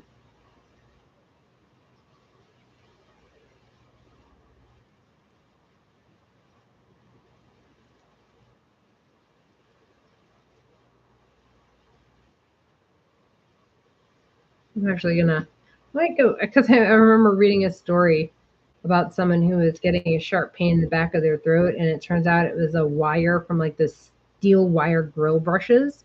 So I'm just gonna make sure that it's just my imagination or the fact that I've been talking probably about an hour and 30 minutes of this hour and 38-minute live stream. And I don't normally talk as much in one go. And then I was also out pretty much since 11:30 with another family. And I had to talk a lot there too, like talk the entire way to San Antonio, to the museum we went to, and then basically talk all the way back during rush hour. So I did a lot of talking today. So maybe it's just my throat being sore. But there is always that chance, like that tornado I mentioned earlier in this. So I'll probably do that when I go grab the more yarn and then the scissors.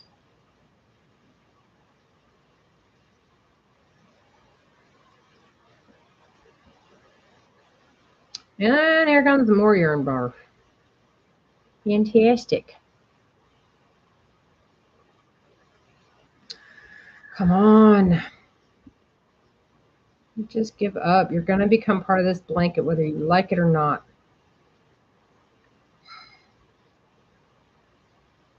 Like yarn barf is just like a disgruntled teenager or a drunk toddler. It's like, I don't want to be part of your project. Well, you're going to be.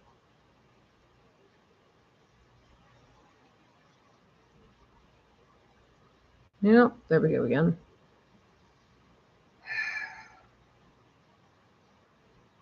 Come on.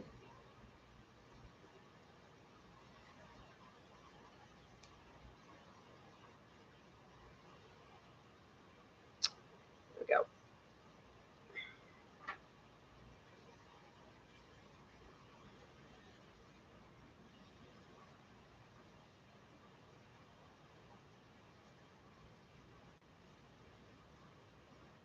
I can barely hear the music over that fan. Let's see if I turn up a little bit more. It is closer to my computer though, but I don't want that too loud. That might be okay.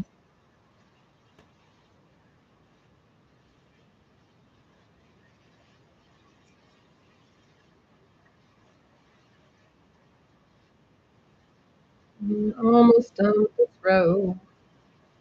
And I gotta go under the cream row.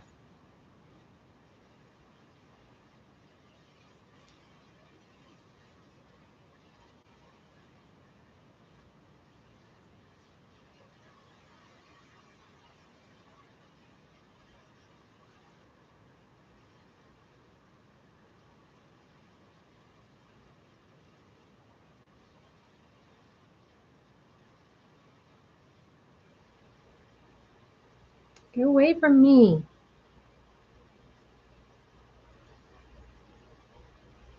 All right.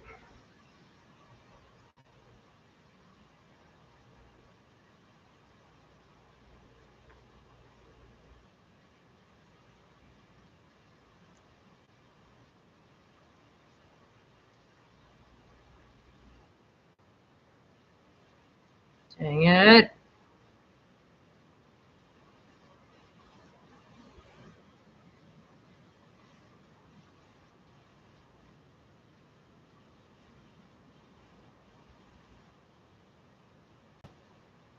Yay. A light at the end of this tunnel.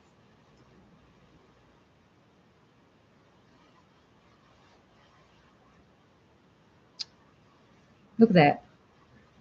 Just being a jerk at this point.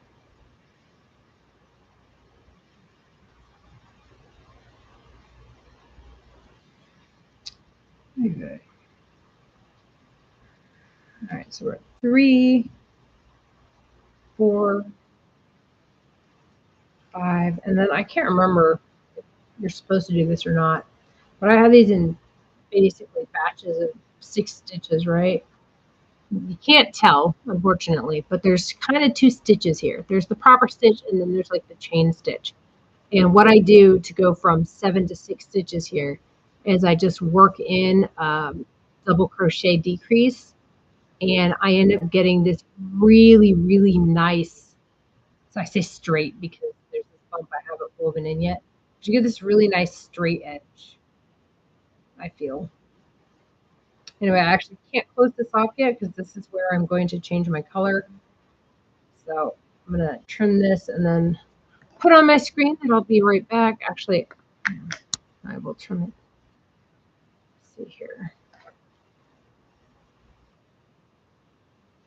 See if I can trim it. Oh no, don't. I don't want to lose you. Nope. Okay. So I'm going to have to go get the scissors. So let me do something real quick.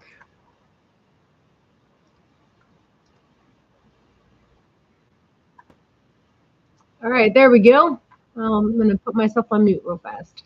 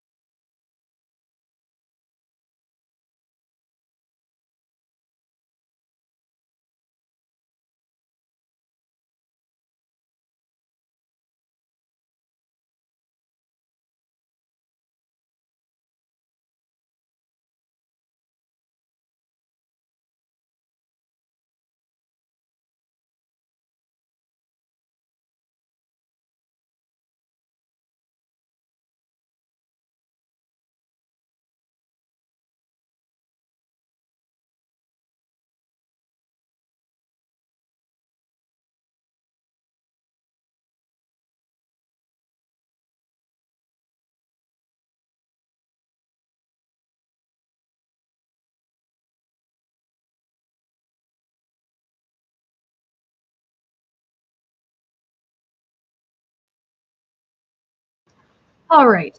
Got my yarn and got my scissors. Actually, brought my yarn up and then realized my scissors were not in that bag. So I had to go back down and get them. Oh,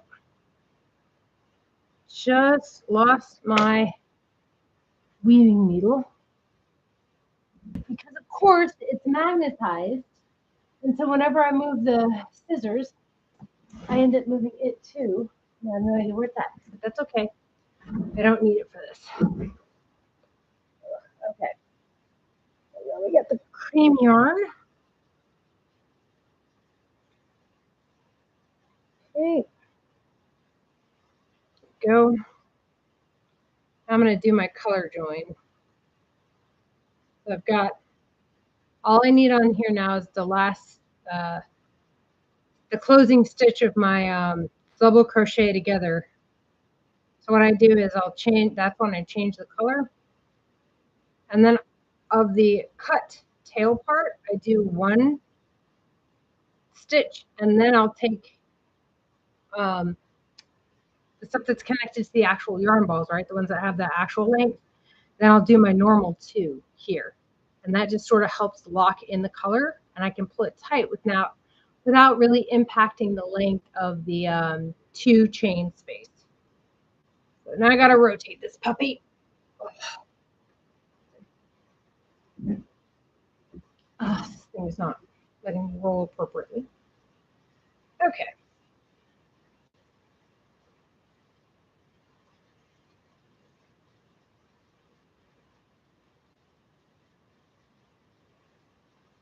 Pull that down.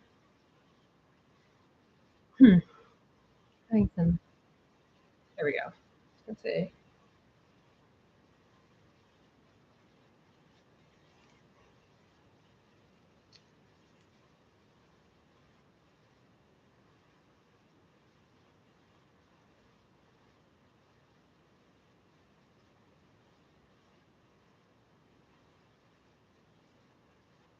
Six. Oh, that's right. I said like ages ago, like when I was on row 3 of this, that when I finished the row, I would go check the weather as like my reward. And of course, I've gone ahead and did 3 more rows, plus I'm starting on a 4th, so I got to go check the weather. What's this? Skip, skip, skip. See what we got for the incorrect weather report. Well, it says we're expected to rain in about an hour and 30 minutes, and it looks like that's about right. So we'll see. I know we're going to do a flash flood watch for from today at 1:10 p.m. till I think the 26th. See here.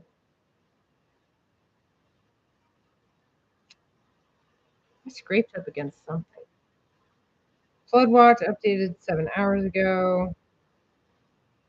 What's it say? Yeah, flood watch on May. Oh shoot! I need to go check the Government Canyon State Park stuff. Ah. Oh, stop making sound. There we go. Because they'll have on their website if they're. Oh yep, we've got active alerts. Trail updates, check trail closure. Yep, all trails are currently closed. So let me just double check with my friend.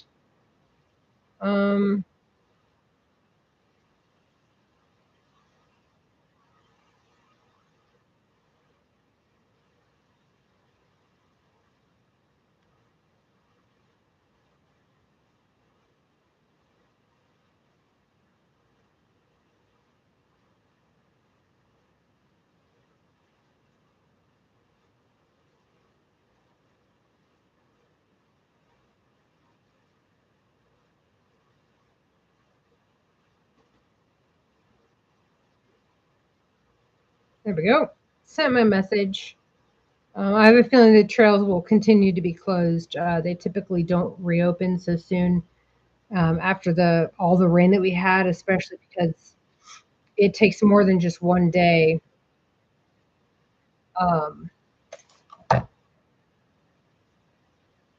It hasn't been even, one day. since the last big rain we had. So I have a feeling the trails will still be closed tomorrow. But that's okay. We got kind of a busy day tomorrow.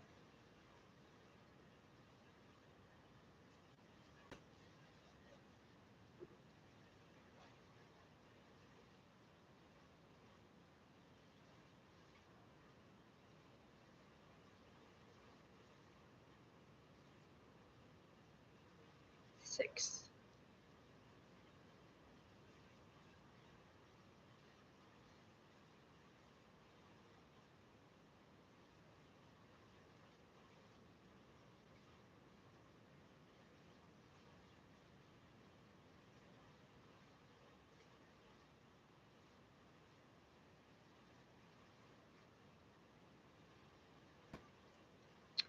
Do something real quick.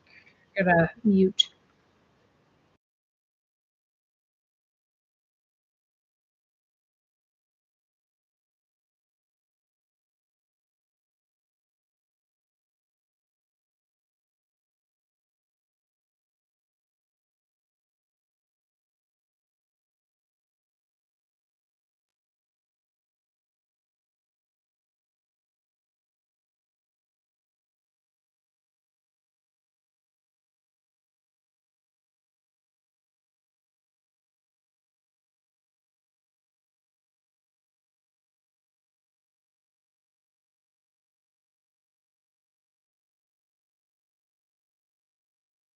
There we go.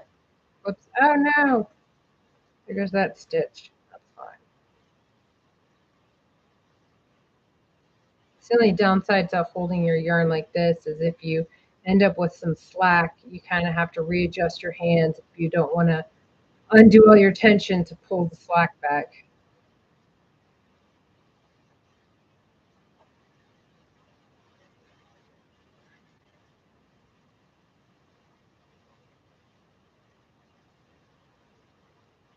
I think I'll just finish this row, switch to something else for a little bit.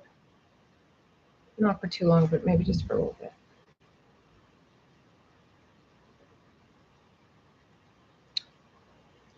So right now we're at, see, we finished, what was it, row 36, I think. And now we're on to row 37. 30, no. We finished 46. Now we're on to row 47. There we go.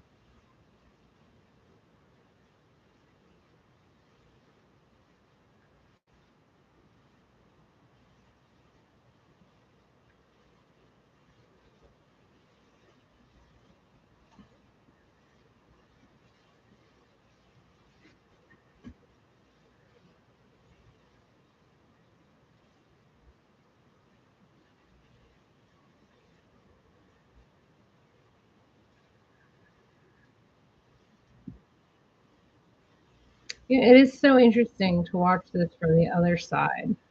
I never realized how it looked from behind, but it looks so much more complicated than what I'm doing.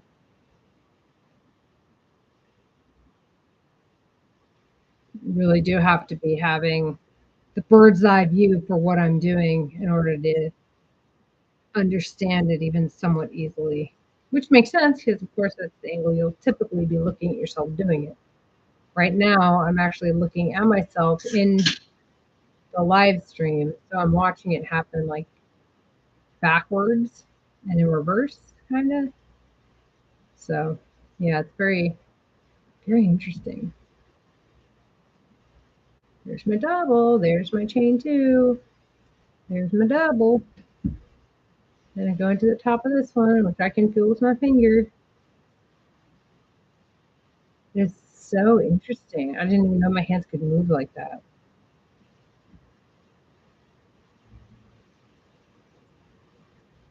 Yeah, got one stuck.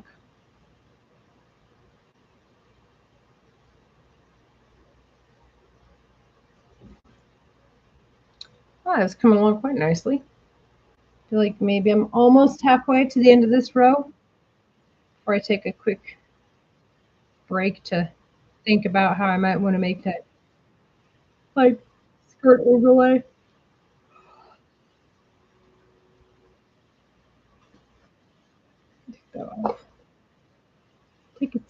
drink.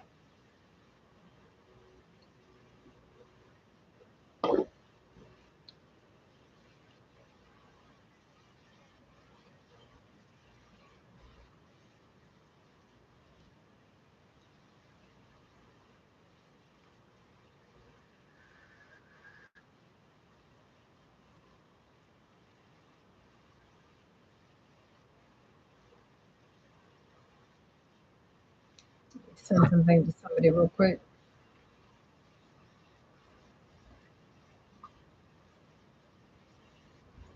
Nope. Here, let me turn this volume down.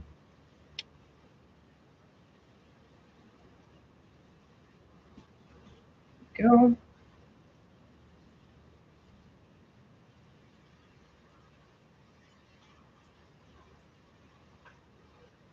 Sorry, I'm just checking something real quick.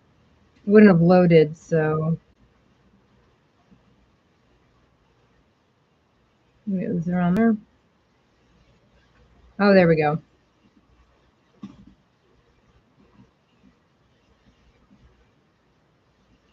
right, so that was it. How do I share this? Share. No, I wanted it to start at a specific time. Oh, I probably can't do that because the live stream's not quite over yet. Yeah, I don't think I can do that. That's fine. I'll save it. I already know kind of in the times where it happens. So yeah, I think I'll just finish up this row, call it because it would have been 2 hours. And would have only really finished 7 rows. And I should have finished like at least, I don't know, 10, 9, probably 9. I guess it's better than nothing, right?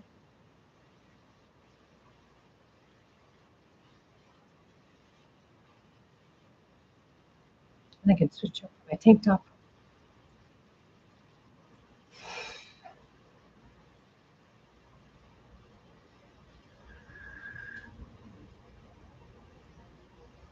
All right.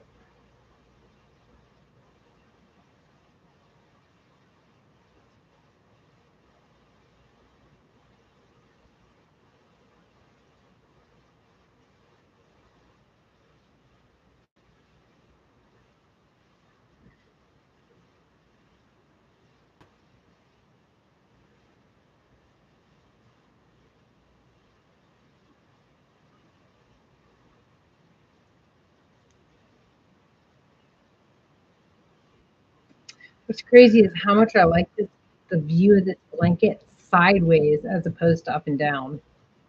It looks really, really cool sideways. And only I had thought about that, I could have had planned color changes between the valleys and the mountains of this style blanket, and then it would have looked really, really cool. But that's fine. Something for the future, I guess.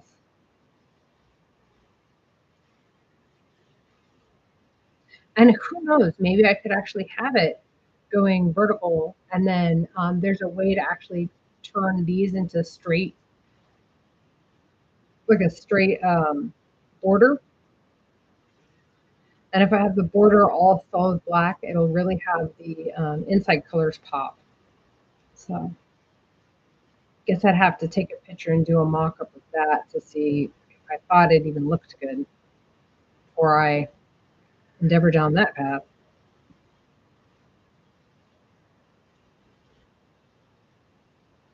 I think it might though.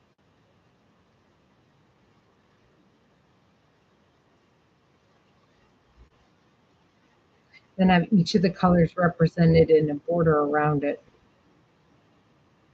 More emphasis, of course, to the maroon and the gold over the cream and the black.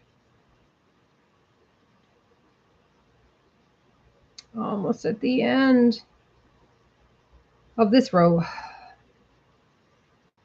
And I'll do the math and know how many I have left for next time. I think I'll get a lot of this done on Monday, though. Fingers crossed. I'm going to definitely try and finish the maroon and the first 2 rows of the black yarn before Sunday rolls around. And then I would like to get the next set of the golden and the black and maybe start on the maroon at the end of Sunday. And then maybe Monday I'll be able to finish the rest of it if I really focus on it.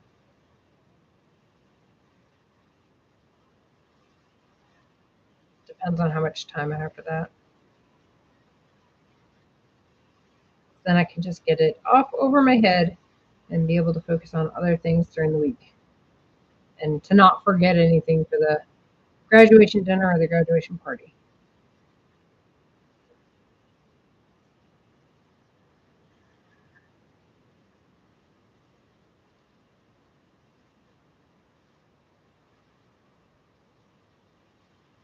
There we go.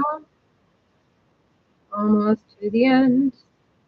Almost to the end. Still better, yes.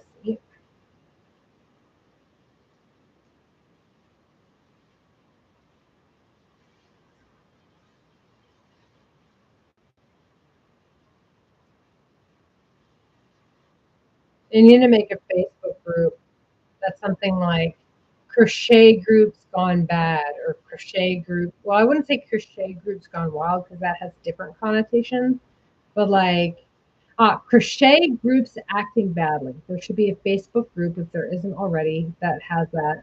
And they just call out the crochet groups that use all the AI generated imagery for the banner and the profile picture or whatever.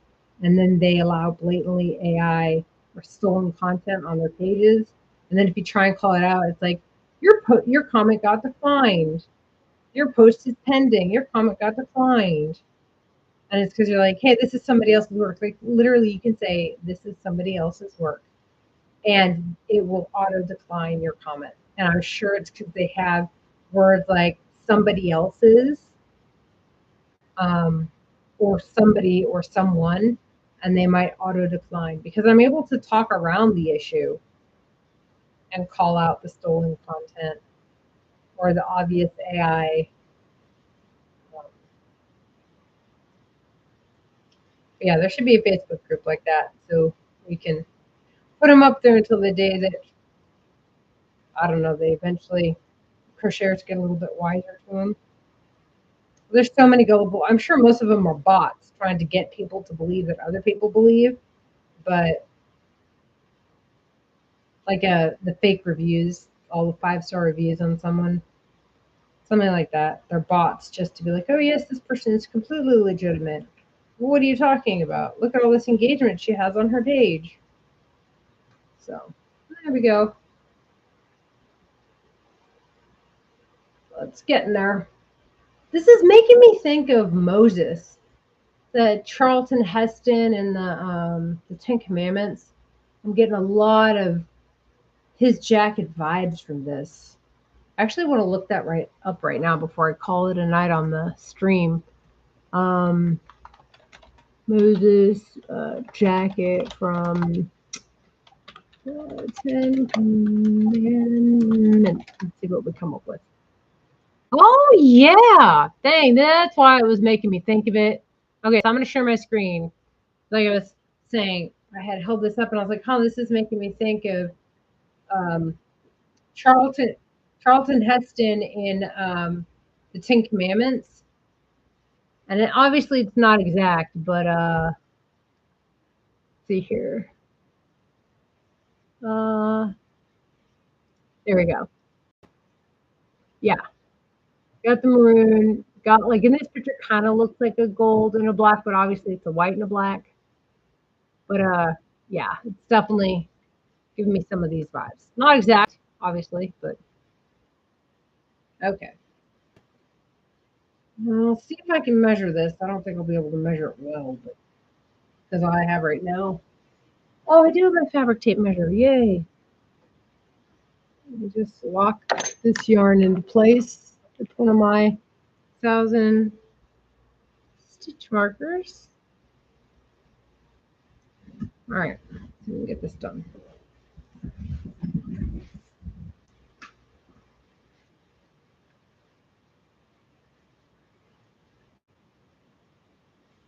I'm at 14 inches, 22 inches,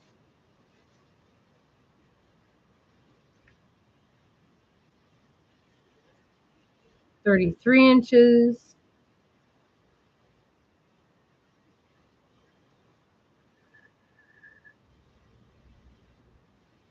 allegedly 47 inches. I feel like that might be wrong. But I'm going to go do the math real quick. So we've got 18, 21, 24, 27, 30. So 36 there, and then we have 2, 4, 6, 8, 10, 11. So we've got, 36 plus 11 divided by 2. This gets us 23.57, 1.75 inches. Saying 41. So I must not have done something right. I'm sure I probably stretched a little.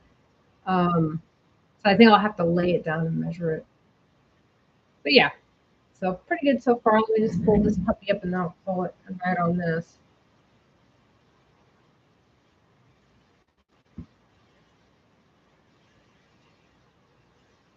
Oh gosh, it's so heavy already.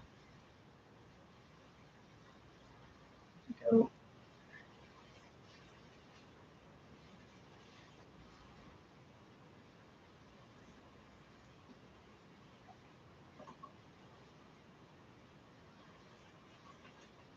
Go.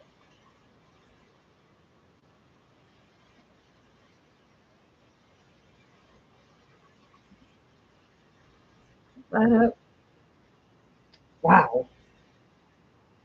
Oh yeah, it's turning out really nice. But,